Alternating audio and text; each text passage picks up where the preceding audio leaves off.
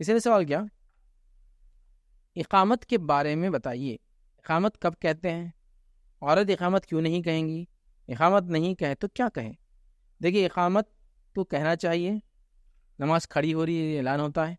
ایک شخص حدیث میں آتا ہے جو جنگل وغیرہ بیابان میں ہے، اگر اس کو نماز پڑھنا ہے تو آپ سے فرمایا وہ اذان دے. جتنی مخلوقات یہ اذان سنیں گی روز قیامت جواب دیں گی، چاہے انسانوں میں سے ہو، چاہے جنوں میں سے ہو، چاہے درخت جھاڑ پہاڑ ہو. اذان دینا چاہیے، پھر اس نے اقامت بھی دینا چاہیے اور پھر نماز پڑھنا چاہیے، حالانکہ اکیلا ہے. مرد جب بھی نماز پڑھے موقع ملے تو اذان بھی دے. جیسا میں کھیتی کرتا ہوں تو کھیت میں رہتا ہوں پورا دن، شام میں گاؤں جاتا ہوں تو پورا ٹائم نماز پڑھ رہا ہوں تو اذان بھی دینا چاہیے، اقامت بھی اکیلا ہے حالانکہ اقامت بھی دینا چاہیے اور پھر نماز پڑھنا چاہیے. اس کا اجر ہے، یاد رکھیں زیادہ اجر ہے. ٹھیک ہے، تو مردوں کے لیے تو اقامت ہے. جیسے مثال کے طور پر میں اپنی نماز پڑھ رہا ہوں، جماعت چھوٹ گئی میری، جب میں پڑھوں گا تو کیسے پڑھوں گا؟ اقامت دوں گا اور پھر نماز پڑھوں. اللہ اکبر، اللہ، اقامت دینا پھر کریں، اس کا اجر زیادہ ہے.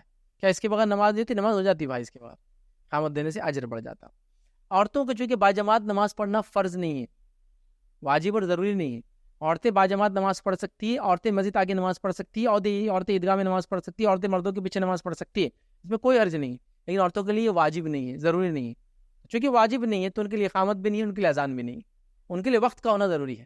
ظہر کا وقت ہو گیا، ظہر کا وقت ہو رہا ہے سمجھو 11:35، 11:45، وقت ہو گیا، نماز پڑھ سکتی ہے. ان کو رکنا نہیں کہ 1:15 اذان ہوں گی پھر میں نماز پڑھوں گی، تو ان کو اقامت بھی نہیں ہے، ان کو اذان بھی نہیں، ان کو وقت ہونا ضروری ہے. اور مردوں کے لیے اگر اکیلا بھی پڑھ رہا ہے تو کوشش کرے اذان بھی دے، اذان نہیں دے سکتا تو کم از کم اقامت کا ہے اور پھر اپنی جماعت کھڑی کرے تو اقامت ہے. اقامت نہیں دینا ہے تو کچھ بھی نہیں کرنا ہے. سوال میں تھا اقامت نہ کرے تو کیا کرے، اقامت دی تو کچھ بھی نہیں.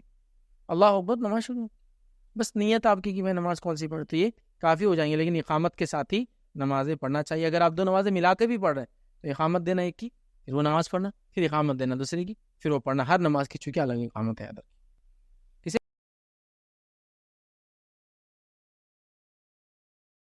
السلام علیکم. آپ بھی ہمارے اس کام میں تعاون کریں اپنی زکات و صدقات کے ذریعے. ڈونیشن ڈیٹیلز کے لیے ڈونیٹ پر کلک کریں. اگر آپ کو ہمارے ویڈیوز پسند آئے ہیں تو اسے شیئر کریں اور سب کے حقدار بنیں. روزانہ ہمارے ویڈیوز کو پانے کے لیے ہمارے یوٹیوب چینل کو سبسکرائب کریں اور بیل آئکن دبائیں. ہم سے دیگر سوشل میڈیا پر جڑنے کے لیے ویڈیو میں دیے گئے آئی ڈی کو سرچ کریں. جزاک اللہ.